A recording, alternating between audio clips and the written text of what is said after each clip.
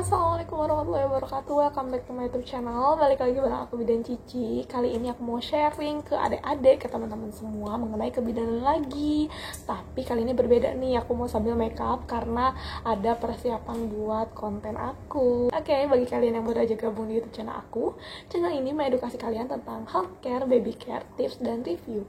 Yang belum subscribe jangan lupa subscribe dulu. Yang udah subscribe jangan lupa like, comment, share, and bunyi loncengnya. Yuk kita langsung aja ke videonya. Ini muka bare face aku mau make upan karena mau persiapan bikin konten gitu. Sekalian kita curhat bareng-bareng atau sharing mengenai kebidanan ya. Kalau teman-teman yang adik-adik yang mau lanjut ke sekolah kebidanan di SMA atau dari SMK mau ke negeri atau ke swasta, kalian bisa lihat di video aku sebelumnya. Nanti aku taruh linknya di sini. Nah, terus jenjang pendidikan untuk kebidanan. Sekarang aku mau sharingnya. Jenjang pendidikan untuk kebidanan itu kalau dulu bisa dari D1, habis SMA tuh bisa D1, terus kalian bisa langsung praktek gitu. Misalnya di rumah sakit atau di puskesmas. Kalau sekarang udah nggak bisa, guys. Sekarang itu habis SMA harus D3.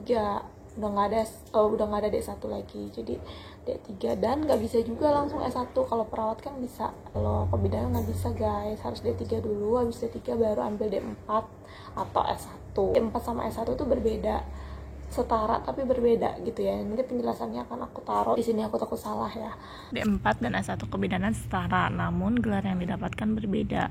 D4 praktik, S1 lebih ke ilmuwan kebidanan. D4 termasuk ke vokasi, sedangkan S1 termasuk ke pendidikan akademik. Lalu jenjang pendidikan kebidanan itu terdiri dari D3, lalu D4, lalu S1 pendidikan akademik, dan profesi.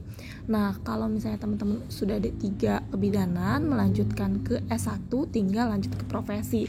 Tapi kalau teman-teman yang habis D3 kebidanan lanjut ke D4 terus mau ke profesi, harus melakukan setara dulu atau penyetaraan. Jadi setelah D4 harus penyetaraan yang setara dengan S1 pendidikan akademik, baru bisa lanjut ke profesi kebidanan. Dan kalau misalnya kalian di daerah Jakarta atau Jabodetabek, itu tuh belum ada S1. Setahu aku S1 kebidanan tuh harus di daerah Universitas Brawijaya, terus di daerah Jawa gitu. Jadi di luar Jabodetabek, guys. Jadi kalau dulu tuh sekolah kebidanan tuh kayak sekolah kedinasan, jadi lulus langsung bisa jadi PNS. Kalau sekarang harus ikut format CPNS-nya dulu baru kalian bisa jadi PNS. Jadi kayak guru, kayak profesi lainnya harus ikut seleksi CPNS dulu, guys. Pendidikan D3 kebidanan itu selama 6 semester atau 3 tahun. Terus abis lulus tuh kalau misalnya nggak jadi PNS, terus gimana kerjanya? Yang lamar bisa ke puskesmas, bisa ke rumah sakit, bisa kemana aja kalian mau yang berhubungan dengan kebidanan. Tempatnya nanti ya sesuai rumah sakitnya maunya di mana, dan nanti ada kontrak kerja ya kayak kerja biasa gitulah.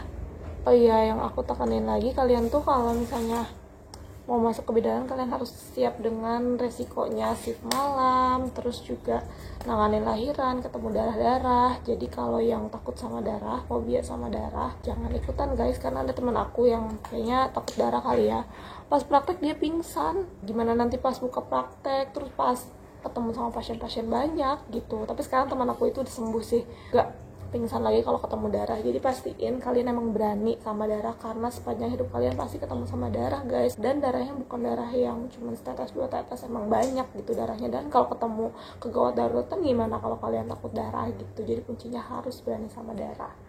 Selain itu juga banyak pertanyaan-pertanyaan sebenarnya seputar kebidanan tuh gimana sih cara daftarnya gitu ya, guys. Cara daftar untuk di kebidanan itu kalian tentuin dulu kalian mau ke universitas mana, sekolah kebidanan mana. Jadi searching, sekarang banyak Google kan, jangan spam DM Instagram aku di Facebook gitu. Kalau kalian belum mencarinya, kalian harus cari dulu informasi-informasinya. Kalau misalnya kurang jelas, kalian cari terus. Aku juga kan maksudnya nggak bisa kasih info detail ya, apalagi mengenai biaya dan lain-lain. Jadi kalian searching lah sampai ke titik darah penghabisan. Di sana juga biasanya ada kontak personnya, kalian bisa tanyain. Jadi aku cuma nyampein cara-cara, sedikit caranya aja menurut pengalaman aku. Apalagi zaman sekarang kalian kan udah modern banget, pasti bisa tahu lah gitu, gampang lah nyari infonya dibanding zaman aku dulu. Zaman sekarang tuh udah gampang banget, kalian bisa cari di Google. Universitas atau akademi kebidanan sekarang tuh pasti mereka update di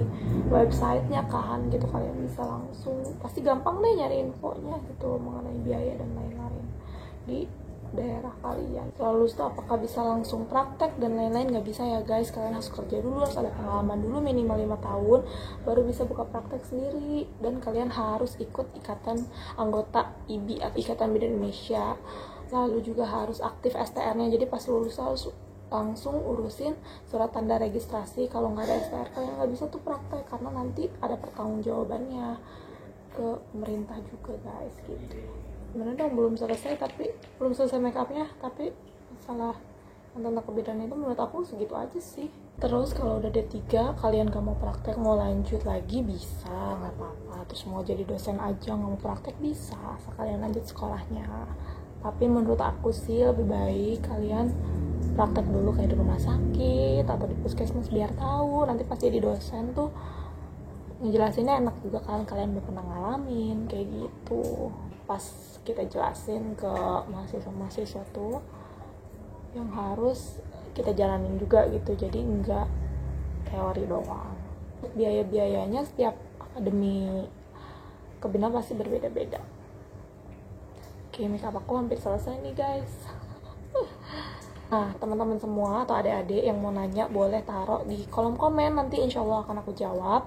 Jangan spam di DM atau di Facebook ya, di kolom komen di bawah sini aja. Dan insya Allah nanti aku jawab. Kalau kebanyakan akan aku taruh sesinya di YouTube berikutnya. Aku lanjut mau pakai lipstick dulu.